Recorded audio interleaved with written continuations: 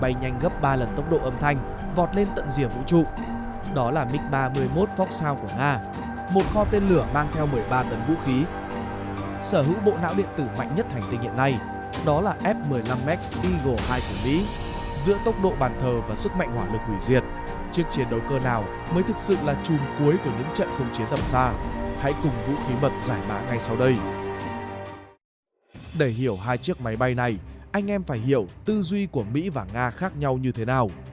Những năm gần đây, người Mỹ bắt đầu nhận ra một sự thật cay đắng. Tàng hình là rất tốt, nhưng tàng hình thì bụng lại quá đói. Những chiếc F-22 hay F-35 dù có ẩn mình giỏi đến đâu thì cũng chỉ mang được vài quả tên lửa. Thế là Mỹ hồi sinh F-15EX với một tư duy cực kỳ thực dụng. Tôi không cần anh không thấy tôi chỉ cần anh không thể sống sót sau cơn mưa đạn của tôi. Mỹ tạo ra F-15X giống như một gã đồ tể mang kho vũ khí.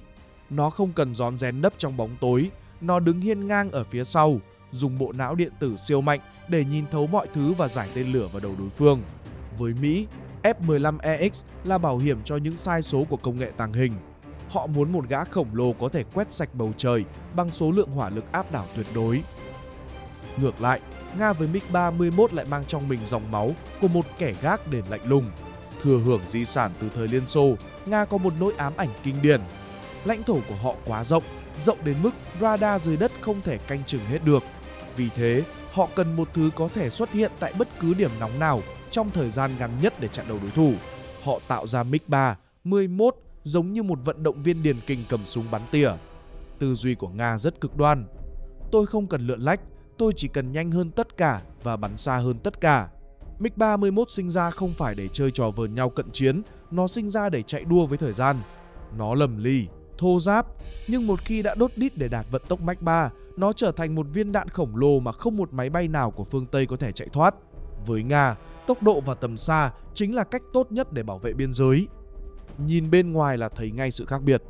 F-15EX nhìn rất lực theo kiểu hiện đại. Nó không thèm giấu vũ khí vào bụng như F-22 đâu.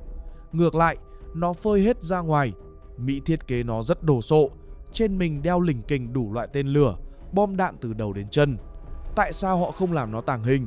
Vì người Mỹ cực kỳ tự tin vào bộ não điện tử của nó.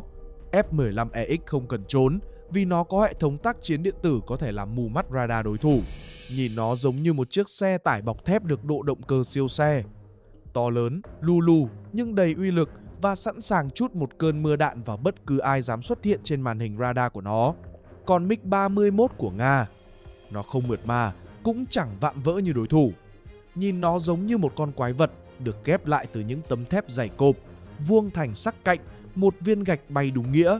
Hai cái cửa hút gió của nó to đến mức một người trưởng thành có thể đứng lọt thỏm bên trong. Nga không quan tâm đến thẩm mỹ, càng không quan tâm đến tàng hình trên con MiG-31 này. Họ làm nó thô ráp, lâm ly để có thể chịu được áp lực kinh khủng khi lao đi với vận tốc Mach 3. Nhìn nó giống như một chiếc xe tăng có cánh, không đẹp mã nhưng cực kỳ đáng sợ. Bây giờ nói về tốc độ và khả năng lượn lách. Đây chính là phần hay nhất. Với F-15EX của Mỹ, dù là một gã to xác mang theo cả kho tên lửa, nhưng nó vẫn giữ được dòng máu của đại bàng sát thủ. Nó không cần tàng hình kiểu siêu thực như F-22, nhưng nó có khả năng tăng tốc cực nhanh. Nếu F-22 là siêu xe chạy êm du, thì F-15EX giống như một chiếc xe cơ bắp của Mỹ, tiếng động cơ gầm rú, hầm hố và cực kỳ khỏe. Đặc biệt, bộ não điện tử của nó giúp phi công điều khiển máy bay cực kỳ mượt mà. Trong những pha cận chiến, F-15EX có thể múa rất dẻo, quay đầu cực gắt để khóa mục tiêu bằng tên lửa tầm nhiệt.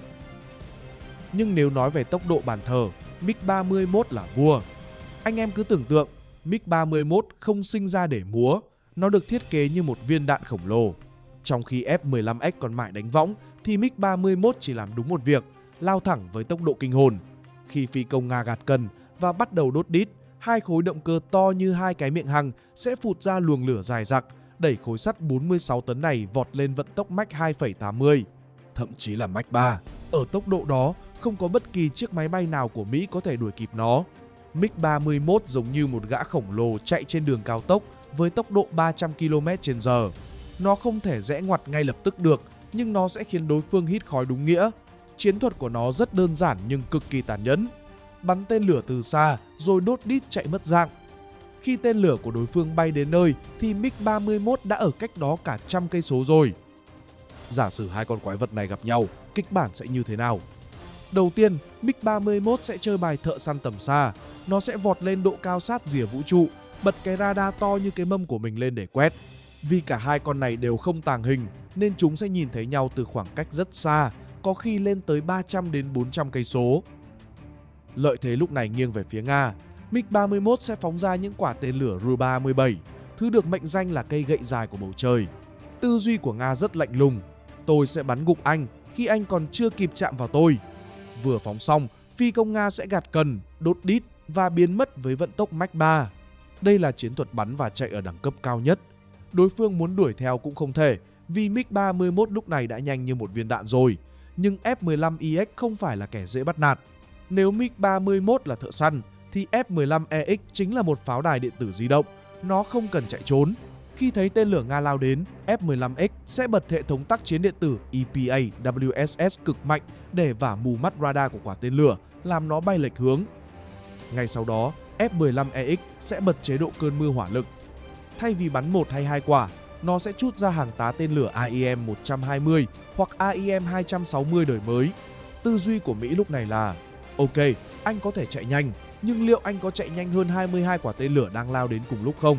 F-15EX sẽ lấy số lượng đè bẹp chất lượng, tạo ra một lưới lửa bao vây khiến MiG-31 dù có đốt đít đến cháy máy cũng cực kỳ khó thoát. Lý thuyết là vậy, nhưng thực tế ngoài đời thì sao? Với MiG-31, nó không còn là bản vẽ trên giấy nữa. Tại chiến trường Ukraine, MiG-31 chính là ông kẹ thực sự khiến phương Tây phải đau đầu. Nó không cần bay vào vùng nguy hiểm, không cần đối mặt với phòng không dày đặc. Con cáo hầm hố này chỉ cần bay lượn lờ ở độ cao cực lớn bên trong biên giới Nga, rồi từ đó phóng ra những quả tên lửa tầm siêu xa hoặc tên lửa siêu thanh Kinzhan. Nói trắng ra, Nga coi MiG-31 là một bảo vật quốc gia. Họ không dại gì mang nó đi đánh cận chiến để bị bắn rơi một cách lãng phí. MiG-31 ở Ukraine chỉ như xạ thủ bắn tỉa từ xa. Còn F-15EX thì sao? Dù là tân binh vừa mới xuất xưởng, nhưng nó mang trong mình dòng máu của dòng F-15 huyền thoại. Thứ máy bay chưa từng bị bắn rơi trong bất kỳ cuộc không chiến nào. Mỹ tạo ra F-15EX không phải để đi dằn mặt một mình như F-22. Thực tế, F-15EX là gã bảo kê hạng nặng. Trong các cuộc diễn tập, nó thường bay phía sau dàn máy bay tàng hình. Khi F-35 hay F-22 phát hiện ra mục tiêu nhưng không đủ đạn để dứt điểm, họ sẽ chia sẻ tọa độ cho F-15EX và ngay lập tức nó sẽ trút một cơn mưa tên lửa từ khoảng cách an toàn để xóa sổ mục tiêu. Mỹ không cần F-15EX phải tàng hình, họ cần nó phải sống dai và nhiều đạn để dọn dẹp bãi chiến trường sau khi các sát thủ tàng hình đã mở đường. Nhưng sức mạnh nào cũng đi kèm với cái giá phải trả. Không có cỗ máy nào là hoàn hảo, và cả MiG-31 lẫn F-15EX đều mang trong mình những tử huyệt chí mạng khiến các tướng lĩnh phải đau đầu. Với MiG-31, vấn đề lớn nhất là cái tuổi nó đuổi xuân đi.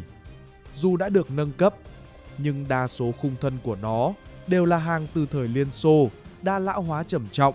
Anh em cứ tưởng tượng, mỗi lần nó gạt cần để đốt đít lên Mach 3, toàn bộ thân máy bay nóng rực lên như lò nung, các chi tiết cơ khí bị vắt kiệt sức lực, động cơ của nó cực khỏe nhưng cũng cực kỳ đỏng đành.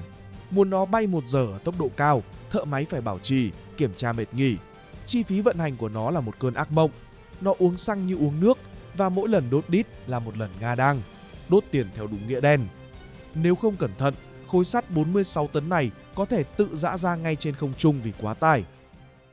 Còn F-15EX, vấn đề của nó là sự phơi mình.